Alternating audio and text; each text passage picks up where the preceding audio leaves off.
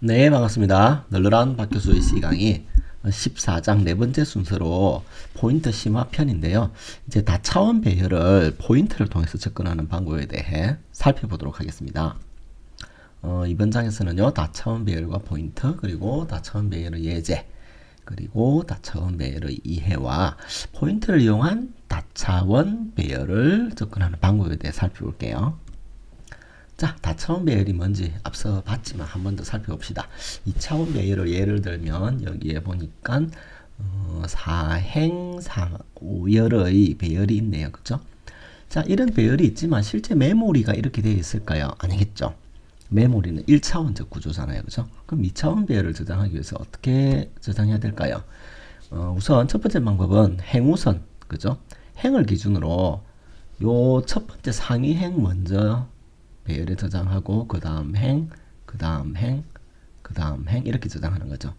열 우선 방식은 열을 이렇게 우선적으로 저장하는 방식입니다. 그죠? 그래서 첫 번째 열을 쭉 저장하고 두 번째 열, 세 번째 열 이렇게 저장하는 방식이죠. 그죠? 그래서 M00, M01, M01, M02 이렇게 하는 게 행우선 방식이고요. 00, 10, 20 이렇게 하는 게 행우선 방식이죠. 자, C는 어떤 방법을 쓸까요?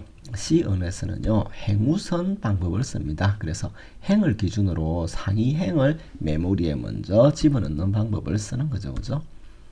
자, 그래서 다차원 배열 예제를 한 살펴봤더니 3행 3열의 배열 2차원 배열 M이 있습니다. 그죠? 그래서 M의 시작 주소를 찍어봤어요. 그죠? 그리고 그 원소를 봤더니 원소는 10, 20, 30, 40, 50, 60 이렇게 순서대로, 그죠? 행 순서대로 값이 들어있는 거죠. 그죠? 그래서 M은 사실 정의하면 첫 번째 배열 원소의 주소인 ampersand M 0와 같습니다. 그죠? 바로 요 놈의 주소가 사실은 M과 같은 거죠.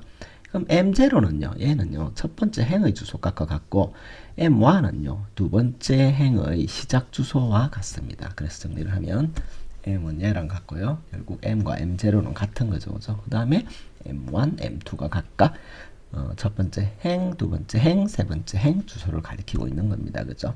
그리고 요거는 ampersand M 01, ampersand M 10, ampersand M 20와 같은 거죠. 그죠? 자, 결과를 찍어봤더니 이렇게 되네요. 그죠? 살펴봤듯이 여기에 있는 M의 주소값 얘랑 M0의 주소값 얘랑 ampersand M00의 주소값 얘랑 같고, 그죠? M1, M 플러스 1 얘랑 M1이랑, 그죠? 첫 번째, 두 번째 행의 시작 주소죠. 요 얘랑 ampersand M10랑 같잖아요. 그죠? 네, 이렇게 되는 것을 확인할 수가 있습니다. 자, 예제를 통해 한번 살펴볼게요. 앞서 살펴보셨듯이 첫 번째 행에는 10, 20, 30, 두 번째 행에는 40, 50, 60, 세 번째 행에는 70, 80, 90이 들어있고, 그죠? 그래서 배열의 시작 주소하고, 그죠? M 플러스 1, M 플러스 2, 요 놈의 주소를 찍어봤더니, 결국 얘랑 같고, 그죠? 얘랑 같죠, 그죠? 네, 이것을 확인해 보실 수가 있습니다. 자, 다시 다차원 배열을 이해해 봅시다. 배열의 배열인데요. 예를 들어 M 3행 3열 배열이 있다고 치면 얘는 이와 같이 M0, M1, M2가 있고 M0는 첫 번째 행을 가리키는 거죠. 포인트 변수라고 볼 수 있죠. 그죠? M1은요. 두 번째 행을 가리키는 포인트 변수라고 볼 수 있는 거죠. 그죠? 그래서 M은 M0와 같고 M 플러스 1은 M 꺽쇠 1과 같고 M 플러스 2는요. M 꺽쇠 2와 같은 거죠. 그래서 각각 행의 시작 주소를 참조하고 있는 게 M, M 플러스 1, M 플러스 2 그리고 얘랑 같은 의미입니다.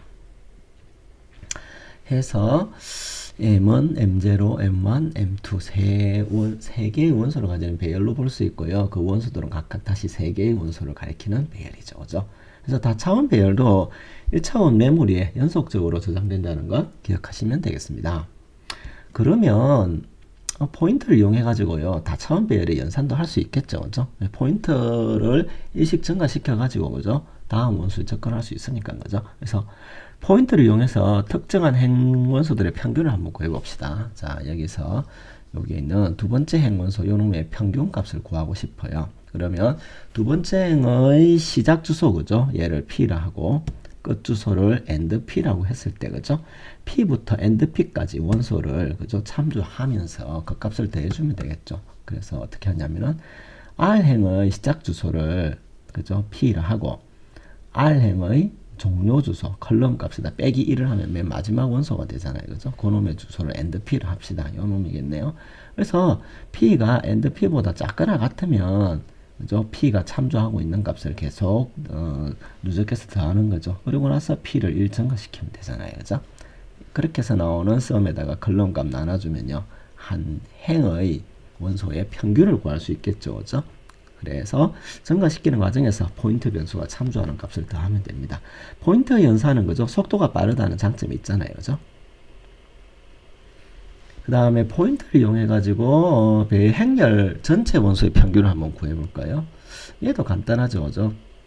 end P가 행렬의 제일 마지막 원소, 그 다음에 P가 행렬의 제일 첫 번째 원소를 가리킬 때, 그죠?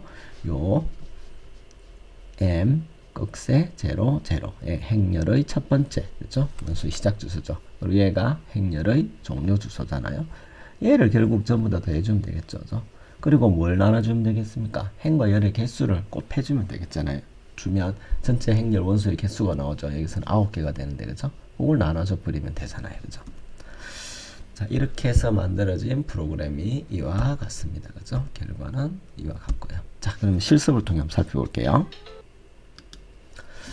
얘가, 그죠? 첫 번째 특정 정해진 행의 값을 구해주는 건데, 그죠? 예, 그래서 R행의 시작 주소, R행의 끝 주소를 각각 P와 end P에 넣고, 그죠? P를 일식 증가시키면서 end P보다 더 작으면 얘를 누적해서 썸에 더해주면 되겠죠, 그죠? 그래서 한번 구해봅시다.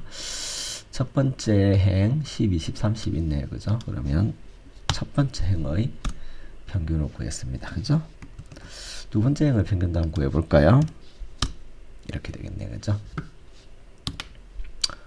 다음으로는 행과 열의 원소가 이와 같이 있을 때 행열의 첫 번째 원소의 시작 주소, 마지막 원소의 행열의 마지막 원소의 주소가 여기 있죠, 그죠? 그래서 이걸 전부 다 더해주는 거죠, 그죠? 그리고 행과 열의 개수를 곱해서 나눠주면 전체 원소의 평균이 나오겠죠? 그래서 실행해보면 50.0 이렇게 나오는 것을 확인할 수 있습니다, 그죠? 이번 장에서는요, C 언어의 다차원 배열에 대해 살펴봤고, 그죠? 다차원 배열을 포인트를 통해 가지고 접근할 수 있다는 것도 살펴보았습니다. 네, 감사합니다.